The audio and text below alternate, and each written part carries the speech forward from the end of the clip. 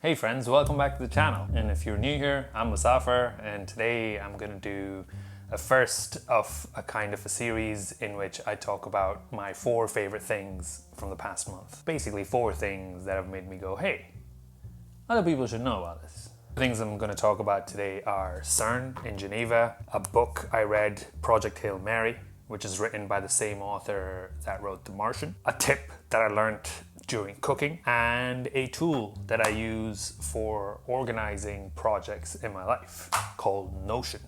Let's get started.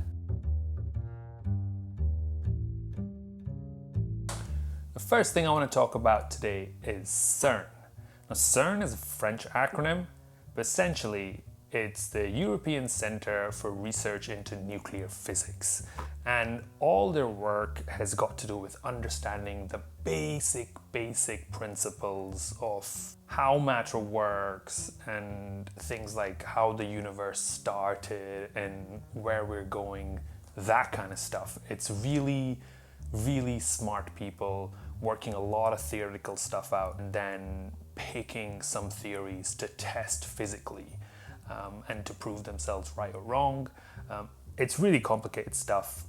It's usually not my cup of tea, but it does interest me. People have won Nobel Prizes for the work they've done at CERN.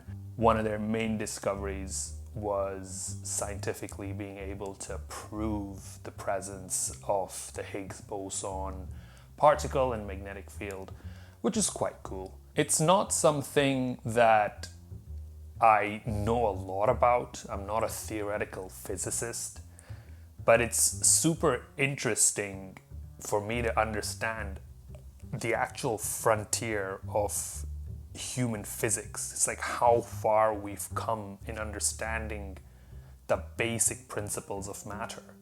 Now, what always surprises me is it doesn't have to be like this. There didn't have to be electrons and muons and antimatter and dark matter and dark energy.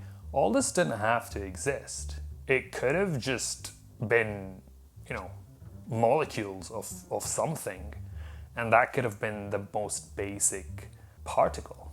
But there's a lot more to it. It's an awesome feat of human ingenuity, human cooperation, because thousands of scientists from all over the world get together, work out theories, principles, and then are able to test them in this huge machine, which I believe is, it's the biggest machine built by human beings ever. It's huge. It's like 27 kilometers. It's all underground, so you can't see the entirety of the machine. But there is a museum that you can go and visit, a science center if you like.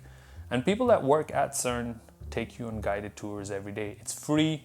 And of course, you have to actually go to Geneva, which is where CERN is. But once you're there, it's free, it's very educational, and the people doing the tours, because they work there, they have an extremely detailed understanding of how the physics works. And they're really good at explaining it to lay people like myself who have no idea how particle physics really works. This was something that I wouldn't normally have done, but someone really close to me surprised me. And yeah, I'm so glad I did it. In addition to CERN, the city of Geneva is just beautiful.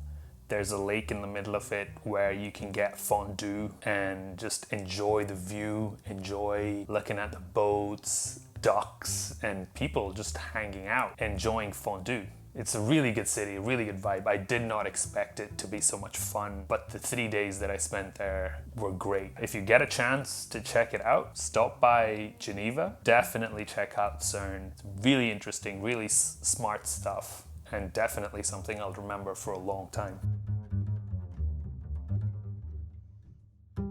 The second thing I want to talk about is this book, Project Hail Mary. It's written by Andy Weir, the same guy who wrote The Martian, which was made into a blockbuster film starring Matt Damon. Personally, I think this is more fun of a read. And on the cover of this book, Tim Peake says it's brilliantly funny, enjoyable, and plausible.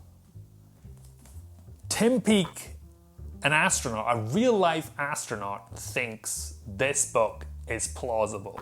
Now, the plot of the book is the world is ending. The protagonist, guy called Dr. Grace, with some very specific understanding, and he happens to be at the right place at the right time. The person in charge of saving the world gets in touch with Grace. They form a team, and they, go on to pull off this audacious plan where they have to do things that are extremely hard, like they've never been done before. And yeah, it's a fun journey. There's a lot of twists and turns. There's a lot of figuring things out, and a lot of things seem to Tim Peake that they're plausible. But that's a hard one, right? What is possible?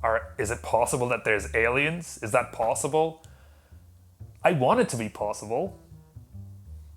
A really interesting book.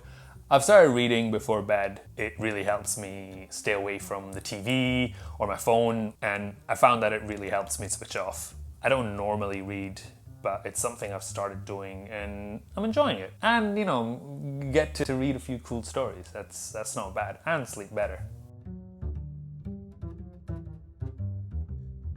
The third thing I want to talk about is a trick I learned during cooking. So, cooking is a continuous uphill battle, at least for me. I've got to keep learning new things, new techniques, new ways of cooking food to keep the balance between healthy, convenient, and tasty, right? I think that's something that's super hard, and I'm gonna have to do my whole life. But I learned a hack today. I had these sausages that I bought that only had instructions on how to cook them in a grill. I wanted to cook them in the air fryer, and I didn't know how until I got ChatGPT. Hey ChatGPT, what is the best setting on my air fryer to simulate cooking something under a grill? Would it be air fry, roast, bake, broil? Which setting would be best for cooking something as it would be cooked under a grill? The best setting on your air fryer to simulate grilling would typically be the broil setting, if it has one. This setting uses top-down heat to mimic the direct, intense heat you get from a grill. What are you planning to cook? Maybe I can give some more tailored advice. No, that should be all. Thank you. I think that's really cool. I actually did that. I actually cooked the chicken sausages under broil setting on my air fryer, which I never use. I only use air fry. And stuff gets cooked. But I used the broil setting. The chicken sausages were so much better. They're so much better.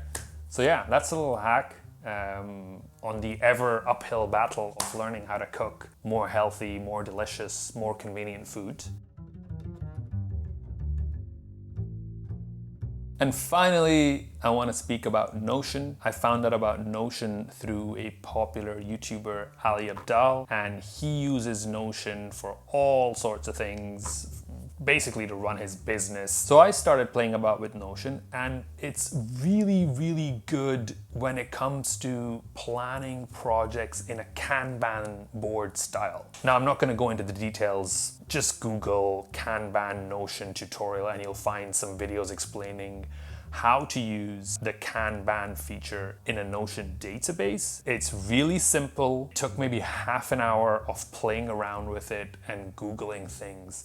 I could get a Kanban board set up and move things around, and it's really good. Notion connects on my phone, connects on my iPad, and I can use it on multiple computers. And so I've been using it to track personal projects, and really cool, something that's free and useful. So those were the things I wanted to speak about in today's video, like the 4 favorite things that happened to me in the past month, which was CERN in Geneva, Andy Weir's book, Project Hail Mary, the cooking hack of asking ChatGPT how to convert instructions from one cooking technique to another, and fourthly, using the Kanban feature in Notion to track my projects. Really cool, really fun, and really useful. And it's kind of interesting doing videos in this format where I talk to other people about my 4 favorite things. It's a bit like gratitude journaling. That's something I've done for years, and it feels like when I make a video and talk about my 4 favorite things, it helps me live more intentionally. Like, I think, what were